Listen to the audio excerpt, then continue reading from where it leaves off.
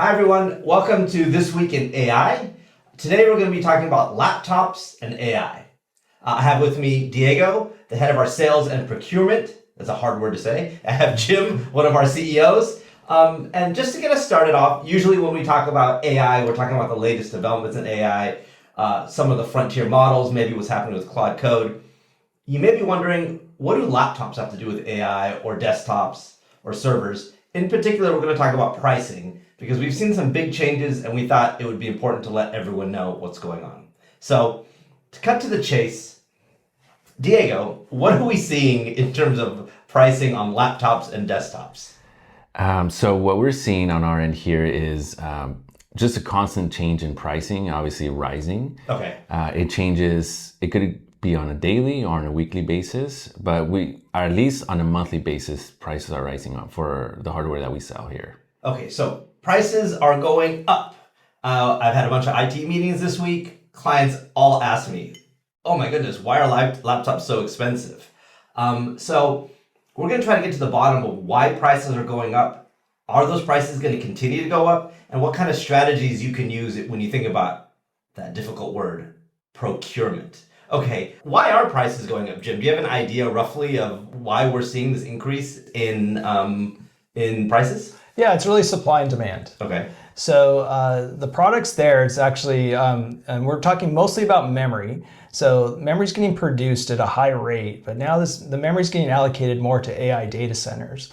And an AI server uses so much more memory than a laptop.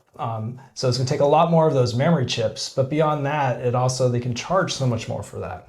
So what we're really seeing is the big manufacturers of laptops, and the biggest I'd say is Apple. Mm-hmm. Okay, Apple they have contingencies for this, for anything like this, not just for like this supply disruption we're seeing from AI, but also we had something like this happen with COVID years ago. When there was COVID, everyone just bought laptops and there was a laptop shortage. Apple wants to protect itself from this, so their prices aren't going up as much because they have contracts out into the future. And so you'll see that with some of the bigger manufacturers. I don't know, have you seen that, Diego? It's like the manufacturers that aren't Dell, Lenovo, HP, their prices, I've noticed them going up more of the generics. Have you seen something more like that? Yeah, correct. Yeah, so anything like there's these cool laptops we like to get, they're called frameworks, which is like a real custom build. Frameworks had trouble, like they've had to really increase their price. So anything on the spot market or something you go buy memory right away, it's expensive. Micron specifically, Micron had a consumer version of their memory. Oh, wait, so hang on. So we were talking about laptops, we talked about Apple, you're talking about Micron. Micron is what?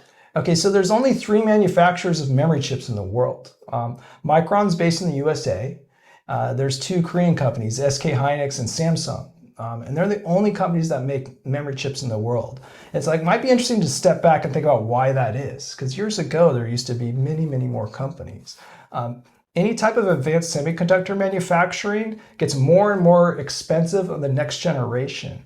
And the way we lived this cycle for the past about 40 years, which is this Moore's law of like an increasing speed every few years, was achieved by what's called a die shrink. So when you make like these integrated circuits, they're a certain width or a certain size. Mm-hmm. And that takes a certain amount of electricity to produce like the performance, the speed. And every 2 years, these companies, approximately every 2 years, they would die shrink, which means they'd have all new manufacturing equipment, a new way to make the memory chip or the processor, and they would shrink it down. And then the companies that were able to do that, their new chip, not only was it smaller and more efficient for us in our laptop or our computer, but they made a lot more profit because the way chips are made is they're made on kind of like a platter. It's a 12-inch circle where they're manufactured. And on that 12-inch, however many chips you fit on there, those get cut out and they sell. So if the company does a die shrink and the chip is 33% smaller, now they have that many more chips. Okay, I've got it. And those of us that have been in the industry a long time, we can remember back like 20 years ago, Intel was so strong because Intel had all the volume. So they were really advanced in manufacturing and they were able to shrink their chips faster than their competitors. And so pretty soon there was no one else that made CPUs, just Intel. AMD was barely hanging on as a competitor. And what happened is every competitor to Intel in CPUs they couldn't make factories anymore. Then the factory first would cost $10 million to build a semiconductor factory, then $100 million, then $1 billion. Now we're up to tens of billion dollars to build a semiconductor factory. Well, this is what's happened in memory chips. But memory, unlike a regular like semiconductor, like an Intel processor, they're kind of a commodity. No one cares. No one says my laptop has Samsung memory or Micron memory. It just has memory. It's a commodity. And so when those prices have gone down, the companies have gone out of business. Now it remains this, it's almost like a cabal of 3 companies that are left. Okay. So innovation increased the cost of manufacturing and left us with these 3 companies. Yeah, it's like basically, it's like to buy this equipment, the upfront cost, when you're saying increased cost, it's the capital expense. Yeah. So you have to have so much volume now to be able to spend $10 billion on a factory. So that's why if your application for memory, like Texas Instruments, they made memory at some point, but they weren't selling enough. They couldn't keep up. Okay, so how does AI factor into that now? What does AI have to do with increased memory prices? So what's basically happening is the memory that would come out that they would allocate to PCs, now these companies are allocating towards AI. If you read about them, they're investing a ton. They're building new factories, but when they build a new factory, it's like a 3 or 4 year thing. So we're seeing like Micron specifically, like they have these huge complexes that are coming up, but it's like 2027, 2028. So in the time being, like what you're seeing is like the strong companies will probably get a little stronger, like that have agreements to kind of hold their price in line, like Apple, or at least get allocation. These other companies might not get as much allocation. I guess if I was a manager or a business owner, I'm deciding when should I like refresh my laptops or something like that. The prices, they're gonna, like Diego's saying, I think we're seeing it in practice. We don't see things going down anytime soon because of memory. So they'll probably gradually still be going up. Especially if you need something that's not from one of the top companies. Yeah, but even with the top companies, Diego, you were telling me earlier, what are you hearing from the suppliers about what they're hearing from the vendors about quotes and pricing on a day-to-day level? Right. So we work directly with some of the top distribution channels for like Lenovo, Dell, etc. And they're seeing that even they're caught off guard with these pricing increases. We try to secure very good pricing for our clients via deal registration. So it is a partnership between the distribution and the manufacturer. So when we secure a deal, typically it's active for a month or 2, meaning that anything we purchase within that time period, the pricing is respected. They can't increase or decrease. Now we're having our distribution come back to us and tell us, hey, even though you secured this deal, Dell's increasing the price, so we can't respect it or guarantee it. It's up to Dell, Lenovo, or other manufacturers. So that's what we're seeing. Even our distribution channels, who are, even themselves huge corporations, they are at the mercy of the pricing from the manufacturers. And it's because there's so much demand for this memory from this AI arms race. It's sort of an arms race where all of these AI companies are building out their data centers to have, what's your advantage, Jim, on the arms race and what these companies are kind of aiming for? Well, they haven't hit a point where by like adding more compute, they don't get a result. Like currently, every new model, when they add more compute, they're getting much more and better result. And like the leaders in that space are saying, like the head of Anthropic is like, he doesn't see any into that in the near term. Google, which is huge in this, it's like they're profitable in a lot of ways in this area. So it's like a lot of people are thinking, there's a lot of money being lost in AI, but it's actually like turning profitable for some of the companies now. So it's going to continue to grow. Long term, it's a good thing. It's like these factories are getting built for this purpose. Long term, computer hardware is definitely deflationary. Like we're going to get more in the future. The processors are going to be faster. Everything's going to be faster. We're going to get more and better. But there's always, this industry always has these kind of supply shocks, and sometimes they last for a year or 2. Yeah, that's it. I'm glad you referenced back to COVID when there was a run on laptops and basically the inventory was so short, it was very difficult to source on laptops. And that lasted, in your memory, how long did that, do you remember how long what was that like to you? It was about 2 years, I think. Okay. Yeah. So regulated. That's the kind of cycle we may be entering right now. Is that what you guys are thinking? Yeah, it's on COVID. It was the difference there is supply stopped. Like companies stopped making things. You know, they were shut down a little bit, and then there was this huge extra demand for laptops that wasn't there before.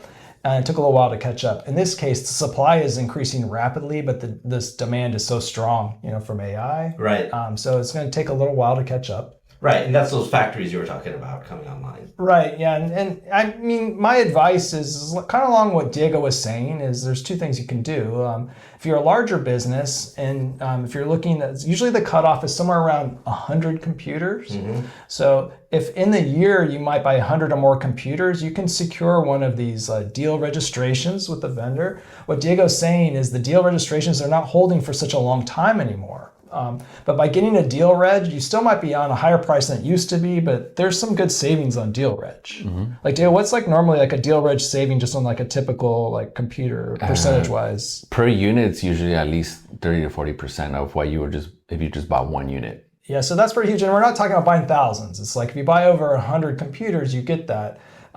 Now, the space we operate in, most of our clients are small, medium businesses, and they're usually buying 10, 15 computers. So if we're here, we're probably speaking to most small and medium businesses. If you work with an MSP like us, you could rely on them to do a deal reg for you. Because for us, it's like that 100 plus is like, you know, that's more like our type of volume. So we try to do some stuff like that we wouldn't typically do. Like we might deal reg, commit to purchasing some stuff on behalf of all our clients that we know is coming in.